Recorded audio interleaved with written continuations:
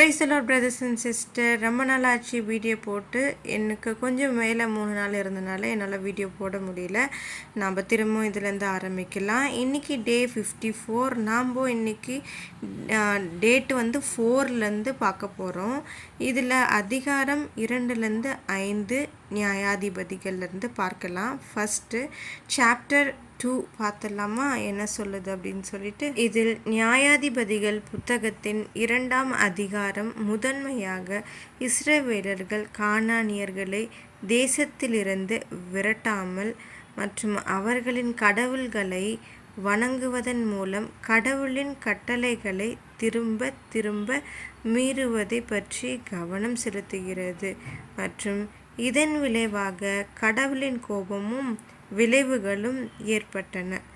அடுத்தபடியாக அதிகாரம் 3 இது சோதனை பற்றி சொல்லுது. அதாவது நியாயாதிபதிகள் அதிகாரம் 3 இஸ்ரவேலர்கள் தமக்கு உண்மையாக இருக்கிறார்களா என்று பார்த்து அவர்களை சோதிக்க சில தேசங்களை கடவுள் எவ்வாறு விட்டுவிட்டார் என்பதில் முதன்மையாக கவனம் செலுத்துகிறது.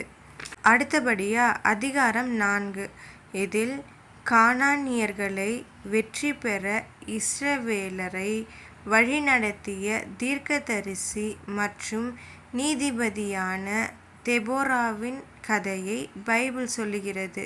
அடுத்தபடியாக அதிகாரம் 5 இதில் தெபோராவின் பாடல் என்று முதன்மையாக அறியப்படுகிறது மற்றும் அங்கு கானானை இஸ்ரவேல் வென்றதை ஒரு கவிதை பாடல் மூலம் கொண்டாடப்படுகிறார்கள்.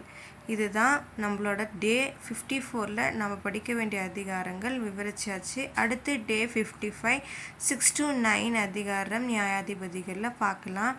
முதன்மையாக இதில் அதிகாரம் 6 பார்த்துடலாம். இதில் நியாயாதிபதிகள் பைபிளின் 6ஆம் அதிகாரம் மீதியானியர்களின் ஆட்சியின் கீழ் இஸ்ரவேலர்கள் அனுபவித்த துன்பத்தை விவரிக்கிறது.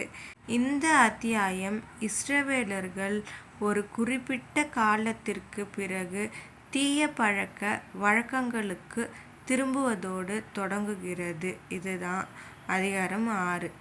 அடுத்தபடியாக 7வது அதிகாரம் இதில் தண்ணீரை நாக்கால் நக்கி குடிப்பவர்களையும் மற்றும் மண்டியிட்டு குடிக்கிறவர்களையும் பிரிப்பதன் மூலம் கிதியோனின் படையை மெலிதாக்க கர்த்தர் சொல்லுகிறார் என்பதாகும். அதிகாரம் 8 இதில் சேபா, சல்முன்னா, மீதியான், சுக்கோத், பெனுவேல், எபோத் உள்ளிட்ட பல சொற்றொடர்களும் பைபிளில் உள்ளன. அடுத்தது அதிகாரம் 9 அபிமெலேக்கு சீகேமின் தலைவர்களிடம் நினைவில் கொள்ளுங்கள், நான் உங்கள் சொந்த சதை மற்றும் இரத்தம் என்று கூறுகிறான். இதுதான் இந்த அதிகாரம் 9. அடுத்தபடியாக டே 56ல் 10 to 13வது அதிகாரம் நியாயாதிபதிகளில் பார்க்கலாம். 10வது அதிகாரம் என்ன சொல்கிறாங்கன்னா, இஸ்ரவேலின் 2 நியாயாதிபதிகளான யாயிர் மற்றும் தோலாவின் கதையை பைபிள் சொல்லுகிறது. அவர்கள் தேசத்தில் அமைதியை கொண்டு வந்தார்கள். இருப்பினும் மக்கள் கடவுளுக்கு எதிராக பாவம் செய்து தங்கள் எதிரிகளால் தண்டிக்கப்பட்டனர். இதுதான் இந்த அதிகாரம். அதிகாரம் 11ல் கீலேயாத்தியனான எப்தா என்ற வலிமைமிக்க போர் வீரனின் கதையை பைபிள் சொல்லுகிறது. அதிகாரம் 12 நியாயாதிபதிகள் 12ல் ஷிபோலேத் என்ற சொல். ஷிபோலேத் என்பது ஒரு எபிரேய வார்த்தையாகும். இதன் பொருள் தானியக்காது அல்லது தண்ணீர் ஊற்று என்பதாகும். அடுத்து 13வது அதிகாரம் பைபிள் சிம்சோனின் பிறப்பு கதையை சொல்லுகிறது. இந்த அத்தியாயத்தில் கர்த்தருடைய தூதன் மனோவாவின் மனைவியிடம் அவள் ஒரு மகனை பெற்றெடுப்பாள், அவன் இஸ்ரவேலை பெலிஸ்தியரிடமிருந்து காப்பாற்றுவான் என்று கூறுகிறார். இதுதான் இந்த அதிகாரங்கள். நாம் டே 54, 55, 56 அதிகாரங்களை முழுசாக பார்த்துட்டோம். உங்களுக்கு இது புரிஞ்சிருக்கும்னு நினைக்கிறேன், யூஸ்ஃபுல்லாக இருந்திருக்கும்னு நினைக்கிறேன். உங்களுக்கு புரியுதா புரியலையான்றதை எனக்கு கமெண்ட் செக்ஷனில் எனக்கு தெரியப்படுத்துங்க. ஓகே, நம்ம இந்த வீடியோவை இதோட முடிச்சுக்கலாம்.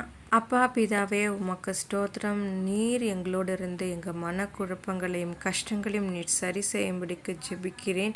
இந்த மாதமும் எங்களை நீர் கைவிடாமல் பாதுகாத்து கொள்ளும்படிக்கு கரத்தில் எங்களை ஒப்பு கொடுக்குறோம். நீங்களே பாதுகாத்து கொள்ளுங்க, வழி நடத்துங்க இயேசுவே. ஆமேன். ஓகே பிரதர்ஸ் அண்ட் சிஸ்டர், நம்ம அடுத்த வீடியோவில் பார்க்கலாம். சப்ஸ்கிரைப் பண்ண சேனல்.